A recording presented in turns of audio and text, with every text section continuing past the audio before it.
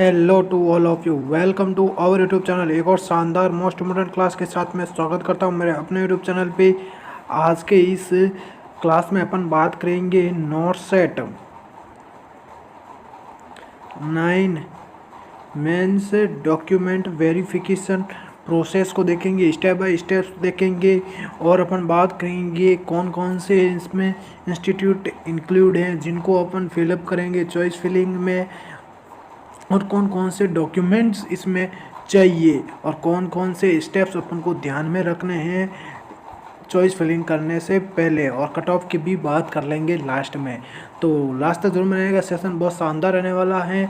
हर एक डाउट इस क्लास में आपका मैं कंप्लीट कराऊंगा, तो एक बार अपने मैक्सिमम स्टूडेंट के साथ में शेयर जरूर कर देना। अगर आप इस क्लास में आ गए हो तो आप पहले इस क्लास को वॉच करना, बाद में आप कमेंट करके बताना कोई भी डाउट हो। ऐसा नहीं हो आपने क्लास को ओपन करने से पहले ही कमेंट कर दिया और क्लास को पूरी देखी ही नहीं। तो ऐसा नहीं करना, अपन को पहले क्लास देख लेना, उसके बाद में कमेंट करके बता देना। तो लास्ट तक जरूर रहेगा, सेशन बहुत शानदार रहेगा। और मेरे टेलीग्राम चैनल को ज़रूर ज्वाइन कर लेना, पल पल की अपडेट वहाँ पे आपको मैं उपलब्ध करवाऊँगा। तो स्टार्ट करते हैं आज का अपन सेशन।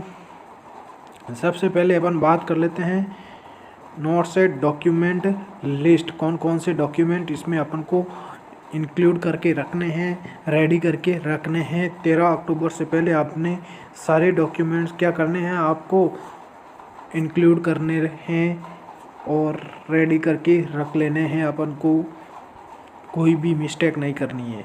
तो डॉक्यूमेंट्स की बात कर लेते हैं, कौन कौन से डॉक्यूमेंट्स चाहिए, इसमें कोई सी भी गलती नहीं होनी चाहिए, अपन सारी बातें कर लेंगे। तो सबसे पहले है आधार कार्ड। तो अपना आधार कार्ड कैसा भी हो उसको एक साइड में रख लो चॉइस फिलिंग के लिए। अगर उसमें नाम की गलती है तो वो ठीक करवा लो, है ना। 13 अक्टूबर से पहले पहले कोई भी अगर दिक्कत है, नाम अगर इसमें गलत दिखा रहा है तो वो सही कर लो। अगर मार्कशीट में गलत दिखा रहा है और इसमें सही दिखा रहा है तो मतलब मार्कशीट में सही है और इसमें गलत दिखा रहा है, तो दोनों के सेम होने चाहिए, वो सही करवा लेना। कैसा भी कोई भी अगर है एड्रेस वगैरह, फादर्स नेम, मदर्स नेम, कुछ भी गलती है आधार कार्ड में वो सही करवा लेना, है ना। नेक्स्ट बात करते हैं शैक्षणिक प्रमाण पत्र, मतलब अपना जो एजुकेशनल सर्टिफिकेट्स हैं सारे, बीएससी नर्सिंग वाले सारी अपन को मार्कशीट वगैरह रेडी कर लेनी है। जो भी अपने प्रोविजनल सर्टिफिकेट्स है सारे अपन को क्या कर लेना है, सारी, है ना, लिस्ट बनाने नहीं है। देखो फर्स्ट ईयर से सेकेंड ईयर, फिर आ जाएगा थर्ड ईयर, फिर आ जाएगा फोर्थ ईयर, ये सारी कर लेना। उसके बाद में अपना जो क्या होगा प्रोविजनल सर्टिफिकेट वो कर लेना। उसके बाद में अदर वो देखेंगे, सारे देख लेने, है ना। तो मार्कशीट इसमें होनी चाहिए, बीएससी नर्सिंग की आपकी डिग्री होनी चाहिए, provisional certificate, final decree certificate आपके पास में होना चाहिए। नेक्स्ट बात करते हैं आपका कास्ट सर्टिफिकेट, जाति प्रमाण पत्र।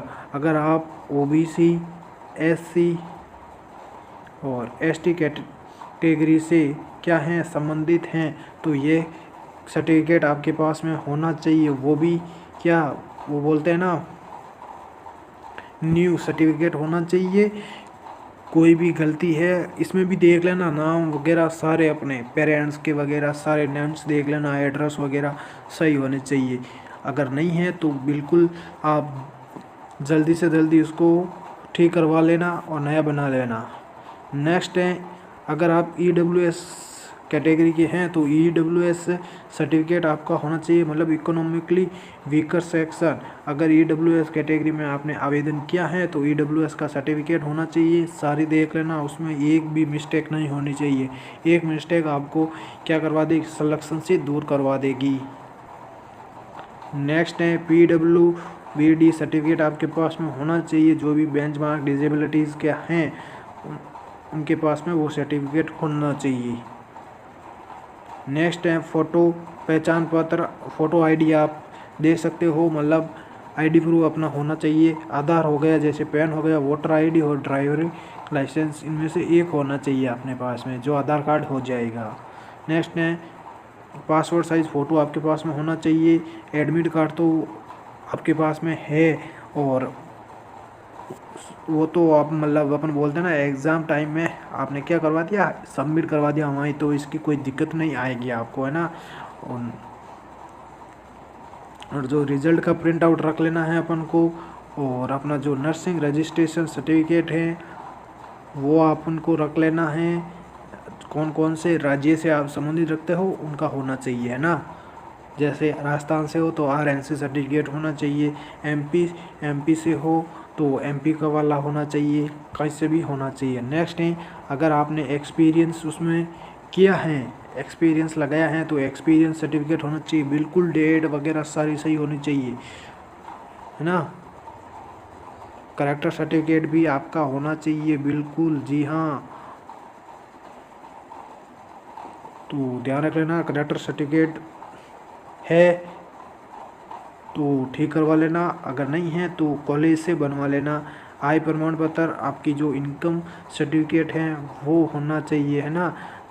EWS के लिए बिल्कुल आवश्यक तौर पे होना चाहिए। EWS कैंडिडेट को क्या करना है, आय प्रमाण पत्र लगाना है। नेक्स्ट है, जो अपना डोमिसाइल सर्टिफिकेट है वो भी आप अपना ठीक करवा लेना। डोमिसाइल सर्टिफिकेट मतलब मूल निवास, जो अगर विशेष राज्य के लिए मांगा हो तो मतलब कोई भी जो अंडमान निकोबार आते हैं ना उनके लिए मांगते हैं, है ना, तो भी अपन को क्या कर लेना है, डोमिसाइल सर्टिफिकेट रखना है, बिल्कुल अपना भी रख लेना है। और जो अपने ओरिजिनल डॉक्यूमेंट हैं, मूल दस्तावेज़, जो आपको ऑफलाइन बुलाया जाएगा ना, तब आपको ये सारे इकट्ठे करके रखना है। इसकी 1 से 2 क्या कर लेना है, फ़ोटोकॉपी करवा लेनी है ना। तो सत्यापन के लिए मूल दस्तावेज साथ लाने होने हैं चाहिए, और घोषणा पत्र होना चाहिए, जो सेल्फ डिक्लेरेशन आता है ना। इसका PDF आपको मेरे टेलीग्राम चैनल पे उपलब्ध करवा दिया जाएगा, ज्वाइन कर लेना टेलीग्राम चैनल। तो सेल्फ डिक्लेरेशन फॉर्म भी आपको फिलअप करना है। नेक्स्ट बात करते हैं, कुछ बातों को ध्यान में रखना है चॉइस फिलिंग करते टाइम में। देखो, looks like you have got a checklist of 3 things to keep in mind. देखो, 3 चीज़ें अपन को क्या रखनी है, माइंड में रखनी है फिलअप, जो चॉइस फिलिंग करते टाइम में। सबसे पहले है बेस्ट सुटेबल प्लेस होना चाहिए। देखो, अगर आप गुजरात से हो तो गुजरात से कोई भी इंस्टीट्यूट अगर है इसमें, तो सबसे पहले आपकी बेस्ट चॉइस वही रहेगी। ऐसा ना हो कि आप दिल्ली एम्स आपने लगा दिया और दिल्ली में आपका सिलेक्शन हो गया, मान लो सपोज दैट दिल्ली एम्स आपको मिल गया। आप बोलने में तो ऐसे लगेगा कि मैं दिल्ली एम्स में हूँ, लेकिन मेरे अकॉर्डिंग ये आपकी बेस्ट चॉइस नहीं रहेगी। क्यों नहीं रहेगी? देखो, समय के साथ में बदलाव रहेंगे, आपको आने जाने में बहुत सारी दिक्कतें रहेगी। सपोज दैट गुजरात से दिल्ली जाने में 6 से 8 घंटे लगते हैं, 6 से 8 या 12 घंटे, अपन 10 घंटे बोल सकते हैं, इतना टाइम लगता है। एक अपना जो भी होम डिस्ट्रिक्ट होगा उसमें 2 से 3 घंटे होंगे, तो आप बिल्कुल इजी तरीके से आराम से आ पाओगे, जा पाओगे। तो अपना सबसे पहले अपन को क्या करना है, होम डिस्ट्रिक्ट चुनना है ना। तो डिस्टेंस भी अपन को ध्यान में रख लेना है, और रेस्पेक्टेड जो भी अपन को अलग अलग इंस्टीट्यूट उपलब्ध करवाए जाएंगे, तो ध्यान रख लेना। सबसे पहले अपन को क्या करवाना है, होम डिस्ट्रिक्ट को ही चुनना है। होम डिस्ट्रिक्ट अपनी होनी चाहिए, बेस्ट चॉइस मेरे अकॉर्डिंग यही है। अगर आपको और लगती है तो अब जा सकते हो। तो सबसे पहले मैं तो यही बोल रहा हूँ, होम डिस्ट्रिक्ट आपको क्या करनी है, फिलअप करनी है। समय के साथ में बदलाव होंगे, आ नहीं पाओगे, नए रहे होंगे तो आपको अच्छा लगेगा। फिर बाद में जैसे जैसे आप पुराने होते जाओगे तो आपको एक बोल सकते हो कि दिक्कत आएगी, आपका जो आराम होगा वो नहीं होगा। एक तो होम डिस्ट्रिक्ट होगी तो वहाँ से आप इजी तरीके से आ जाओगे, पा जाओगे, तो ध्यान रख लेना। नेक्स्ट बात करते हैं द लिस्ट ऑफ इंस्टीट्यूट्स, ये देख लेते हैं अपन। इंस्टीट्यूट कौन कौन से हैं, देखो एम्स बठिंडा है, एम्स अवंतीपोरा है, एम्स भोपाल है, एम्स भुवनेश्वर है, एम्स दियोदर है, एम्स गोरखपुर है, एम्स गुवाहाटी है, एम्स कल्याणी है, एम्स मंगलागिरी है, एम्स नागपुर है, एम्स रायबरेली है, एम्स न्यू दिल्ली है, एम्स पटना है, एम्स ऋषिकेश है, एम्स रायपुर हो गया, राजकोट हो गया, एम्स विजयपुर जम्मू हो गया। एक ये अपना अलग मतलब इंस्टीट्यूट इसमें इंक्लूड किया है कैफिम्स है ना, CAFIIMS जो मैदानगरी है वहाँ पे हैं, और NITRD भी इंक्लूड हैं जो कैंसर इंस्टीट्यूट वाले होते हैं, CIP मुंबई हैं, CIP रांची है, जिपमेर पौंडुचेरी भी इसके अंदर इंक्लूड हैं, रिम्स इम्फाल भी इंक्लूड हैं जिसमें 80-20 को विद्रोह किया गया था है ना। LHMC हैं, ESIC न्यू दिल्ली हैं, जिपमेर यानम है और एम्स मदुराई इसमें इंक्लूड किए गए हैं। तो इतने सारे क्या हैं, लगभग अपने पास में 27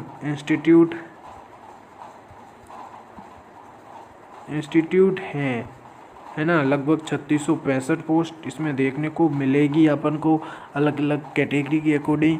तो अब थोड़ी सी बात कर लेते हैं कैटेगरी जो रैंक वाइज सिलेक्शन देख लेते हैं। अपन बात करेंगे कैटेगरी रैंक है ना, कैटेगरी रैंक UR ये मेल और ये फीमेल। देखो UR मेल की लगभग आपकी 1084 तक जा सकती है, ज़्यादा से ज़्यादा 1100 जाएगी, ये आपकी 1600 तक जाएगी फीमेल्स की है ना। UR फीमेल्स की थोड़ी बहुत ऊपर नीचे हो सकती हैं। नेक्स्ट है OBC ये अपनी मेल के लिए कितनी जाएगी, लास्ट अपनी 2200 तक है ना, 2200, 2250, 2300 तक की भी जा सकती है, 2100 भी जा सकती है ना। तो ऐसा थोड़ा माइनस प्लस हो सकता है। ये अपनी 3600 जाएगी है ना, OBC फीमेल्स की 3600 प्लस ही जाएगी। नेक्स्ट है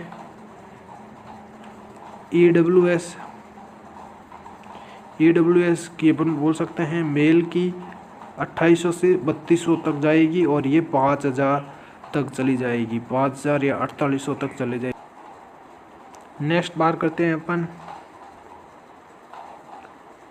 SC और ST, ये मेल ये फीमेल हो गई। तो SC की लगभग मेल की जाएगी 6000 या 5800 तक है ना, 5800 तक जाएगी। ये 7 साढ़े 7 तक जा सकती है फीमेल्स की। और ST की हो जाएगी ये 6000, ये हो जाएगा लगभग 8000 तक चली जाएगी, मतलब थोड़ी बहुत ऊपर नीचे हो सकती है, 7000 भी हो सकती है, 8000 साढ़े 8000 तक चली जा सकती हैं। ये अपनी SC और ST जो बेंचमार्क उनका सारा का सिलेक्शन हो जाएगा। तो ये अपनी कट ऑफ मार्क्स रहे। तो ध्यान रख लेना, चॉइस फिलिंग आपकी कब होगी, 13 अक्टूबर को स्टार्ट करवा दी जाएगी। उसी दिन आपका जो फाइनल होगी मेरिट वो निकाल दी जाएगी।